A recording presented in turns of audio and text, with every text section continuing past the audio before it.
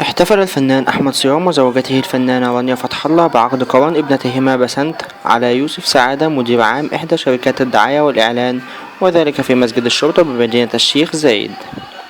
وشهد عقد القران حضور كبير من أهل الفن على رأسهم الفنانة روجينا وزوجها الدكتور أشرف زكي ووفاء عامر وأحمد رزق وزوجته والمنتج محمد السبكي وغيرهم.